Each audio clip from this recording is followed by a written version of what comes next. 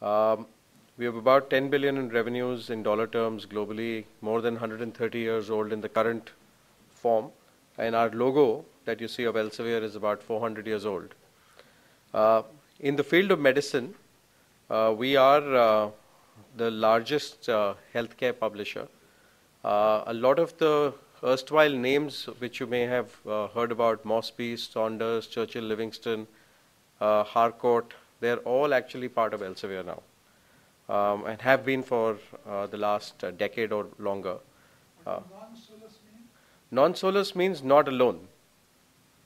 So non-solus means not alone. So that's our logo, that you're not alone, and it's only when we are together that we are able to actually prosper and survive for many, many years. So our best-selling titles in the field of medicine is the Lancet, which is a journal which is published from London. We also have a publishing arm of Lancet in China. We have Gray's Anatomy, which is a textbook that has been a Bible for medical students over the years around the world. Guyton's Physiology, Robbins Pathology, Netter's Anatomy, Davidson's Medicine, just to name a few. And there are many more as well. So our vision as an organization is to provide healthcare organizations, professionals and patients world-class content and technology solutions that optimize decisions and actions to improve quality, safety and cost effectiveness of care. So our focus is, it's not just what's in the book or what's in the journal or what's there. It's actually how does it actually improve the outcomes. And the outcomes being around safety, around care, quality and the cost. So moving to India, India is now the 4th largest economy in the world. And actually I was surprised myself because I thought we are still a few years away from being the 4th largest. But this is on a purchasing power PPP basis, purchasing power parity basis. We are number 4, and the 3 countries ahead of us are the US, Japan, China. China is number 2 now. Japan is number 3, we are number 4. And all the other countries are European countries. So Italy is number 10 on that PPP basis. On absolute terms, I think India is now about number 8, depending on which report you read, 8 or 9. We have just crossed Italy as, in terms of absolute GDP. And over the next several years, the predictions are that India, while the population grows, the economy keeps growing, we should be the 3rd largest economy of the world in the next 20 to 25 years in absolute terms. So we should actually be able to overtake Japan. And so it will be US, China and India in the next 20 years or so. The other aspect is that while we've been predominantly a rural country, so we are very rapidly urbanizing. So in the latest census, we are about 30%, or just about 1 in 3 people are actually urban in India. So it's going to increase more to 60-40.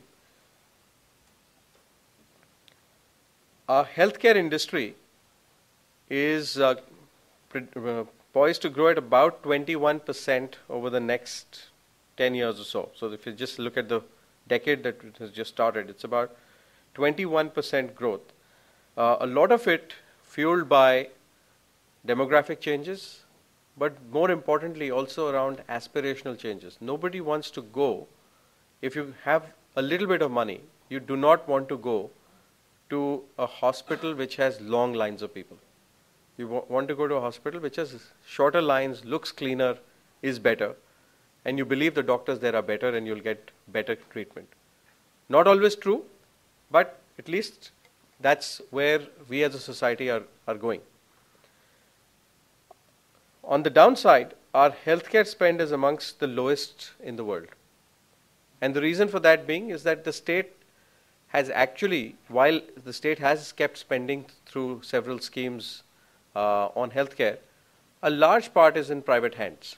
So just like education in India has grown, if you look at the number of medical colleges, they've doubled in the last 15 years. So we had 150 colleges 15 years ago, we have over 300 colleges now. majority of the growth has come in private hands, so private colleges. Similarly, in healthcare delivery, private hospitals. The other part is that people pay here for healthcare. Unlike most countries in the world where the state subsidizes healthcare or provides free healthcare, if you leave the US aside, which doesn't provide universal health coverage at this point, but the places like European countries, the UK, there is a large degree of free healthcare. In India, I think, for most practical purposes, the assumption is that there is no free healthcare. So unless you're a government employee, only then do you have free healthcare. Otherwise, most of us have insurance. Those who are lucky enough to work and get insurance, people in smaller cities and towns probably don't even have that. The other part is that we are supply constrained. So number of beds, availability, far below average. Number of physicians, far below the global average. And if you actually, what I didn't have is the sub-Saharan Africa data. We are actually worse than sub-Saharan Africa on healthcare statistics, measured by number of beds per 1,000 people, number of physicians, and number of nurses. The reason, obviously, is that we have many, many, many more people. We are producing the maximum number of doctors in the world with 35,000 doctors a year, but our ratios still look terrible compared to the least, or what we perceive to be one of the poorest parts of the world. Well, we are certainly in this area poorer. 35,000 MBBS seats, I think the latest MCI data that's on the website is about 40,000 seats for this year. That's what we believe will happen. So it's growing. Postgraduate, 23,000 seats, but we still lack a strong medical infrastructure, and it's creating a gap of healthcare delivery. Going around some of the newer colleges that have opened in the last 5 years, you can actually see the state of affairs on the lack of infrastructure or lack of adequate infrastructure. So that is creating some challenges and stresses in the system as we grow seats, we add more seats because we need more doctors. Now, the harder part of the presentation today is actually about the rural-urban healthcare divide. So while I may not be able to answer too many questions, what I will at least do is raise a few questions, because it is going to be a very, very hard problem to solve. Because the problem is, even if we have 500,000 doctors a year coming in, will people actually practice for free in villages where people don't have the money to pay? And who will pay for that?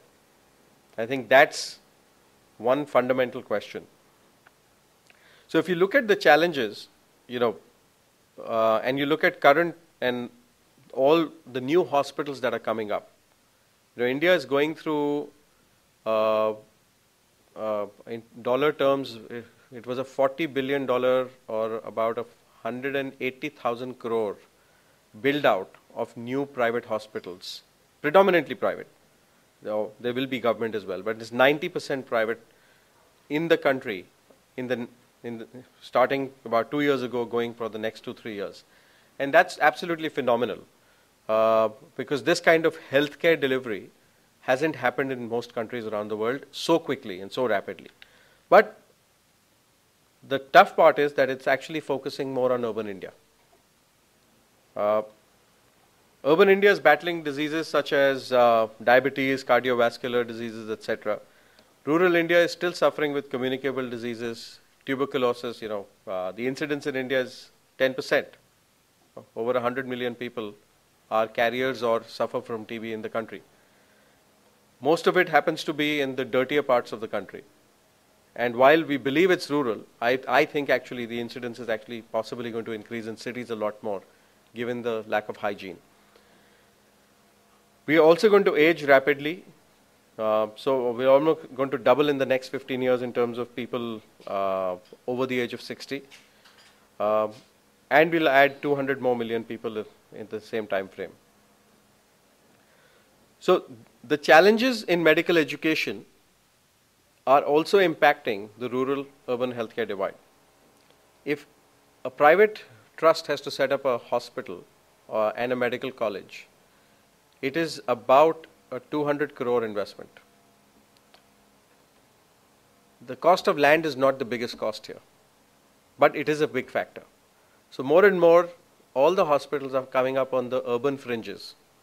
So if you look at Gurgaon, Greater Noida, and you look at a 20-kilometer sort of distance from there, that's where a large part of the hospitals are coming up.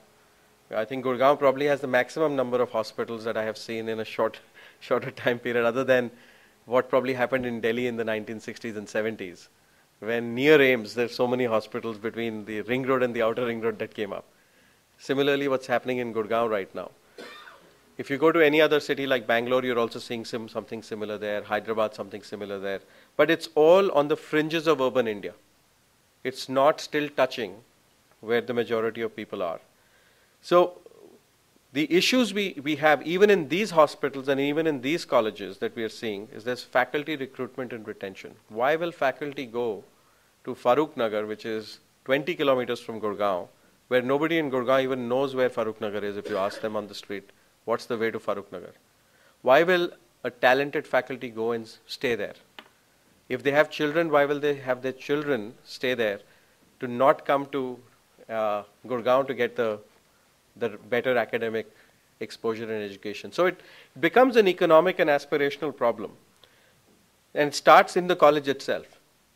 But when you think about delivery of rural or healthcare in rural India, the problem will only get worse. Because why will somebody sacrifice their life to go live in a village far away from everywhere and see their family not suffer, or you live alone? So that is going to be a fundamental challenge that will happen. And